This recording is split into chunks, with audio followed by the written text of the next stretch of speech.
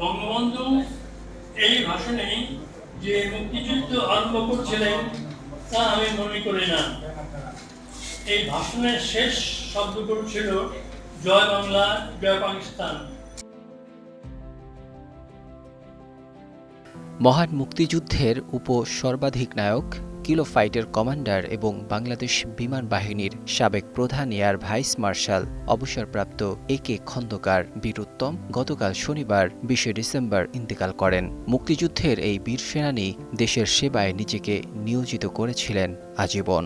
কিন্তু মুক্তিযুদ্ধের ইতিহাসের সত্য বচন তুলে ধরায় বিগত হাসিনা সরকার তার প্রতি ব্যাপক রুষ্ট হয়। তার থেকে সব কেড়ে নেওয়া হয়।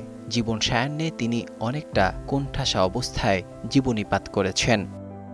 সময়টা ছিল ২০১৪। মুক্তিযুদ্ধের অন্যতম সংগঠক একে খন্দকার লিখেন ১৯৭১-এর ভেতরে বাইরে নামক একটি বই। এই বই লেখার আগ পর্যন্ত তার জীবনে সবই ঠিকঠাক ছিল। তিনি ২০০৮ সালে আওয়ামী লীগ থেকে সংসদ সদস্য নির্বাচিত হন।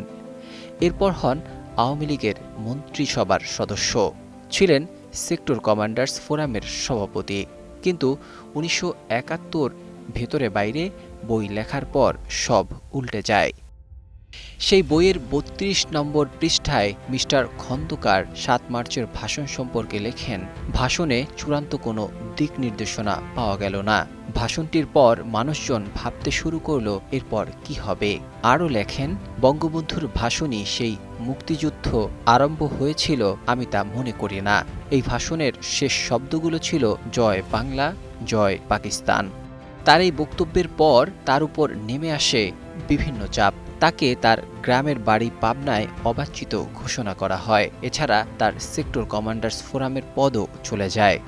তার মৃত্যুতে শোকবার্তায় প্রধান উপদেষ্টা বিশেষভাবে উল্লেখ করেন যে একে খন্দকার রণাঙ্গনের একজন সম্মুখ সারির মুক্তিযোদ্ধা হয়েও দেশের স্বাধীনতার প্রকৃত ইতিহাস নিয়ে গ্রন্থ রচনা করে বিগত ফ্যাসিবাদী শাসন আমলে ব্যাপক রোষানলে পড়েছিলেন। মহান মুক্তিযুদ্ধের প্রকৃত ইতিহাস তুলে ধরাই ছিল তৎকালীন শাসনের দৃষ্টিতে তার অপরাধ। উল্লেখ্য, ২০০৮ সালের জাতীয় সংসদ নির্বাচনে তিনি পাবনা ২ আসন থেকে সংসদ সদস্য নির্বাচিত হন। তার জন্ম ১৯৩০ সালে। তিনি ১৯৫২ সালে পাকিস্তান বিমান বাহিনীতে কমিশন লাভ করেন। গ্রুপ ক্যাপ্টেন হিসেবে তিনি বাংলাদেশের মহান মুক্তিযুদ্ধে যোগ দেন এবং ডেপুটি চিফ অফ স্টাফ নিযুক্ত হন। ১৯৭১ সালে ১৬ ডিসেম্বর ঢাকার রেসকোর্স ময়দানে পাকিস্তানি সেনাদের আত্মসমর্পণের ঐতিহাসিক মুহূর্তে মুক্তিবাহিনীর একমাত্র উচ্চপদস্থ প্রতিনিধি হিসেবে তিনি উপস্থিত ছিলেন। স্বাধীনতার পর একে খন্দকার বাংলাদেশ বিমান বাহিনী গঠনে অগ্রণী ভূমিকা পালন করেন এবং দেশের প্রথম বিমান বাহিনী প্রধান হিসেবে এই বাহিনীকে একটি সুসংগঠিত ও কার্যকর প্রতিষ্ঠান হিসেবে দাঁড় করাতে অসামান্য অবদান রাখেন। তিনি ১৯৭৩ সালে বীরুত্তম খেতাব এবং ২০১১ সালে স্বাধীনতা পদক লাভ করেন। এছাড়া ১৯৭৭ সালে জিয়াউর রহমানের সরকারের সময় ভারতে বাংলাদেশের রাষ্ট্রদূত হিসেবে নিয়োগ পান তিনি। ১৯৮৬ সাল থেকে ১৯৯০ সাল পর্যন্ত তিনি এরশাদ সরকারের পরিকল্পনা মন্ত্রী হিসেবে কাজ করেছিলেন। এভাবে এক বর্ণাঢ্য জীবনের শেষ প্রান্তে এসে দেশের ইতিহাস নিয়ে সত্য প্রকাশ করার ফলে এই বীর সেনানী ভোগ করেন নানা লাঞ্ছনা। অবশেষে শনিবার তিনি বিদায় জানান পৃথিবীকে। বিদায় বীরুত্তম একে খন্দকার।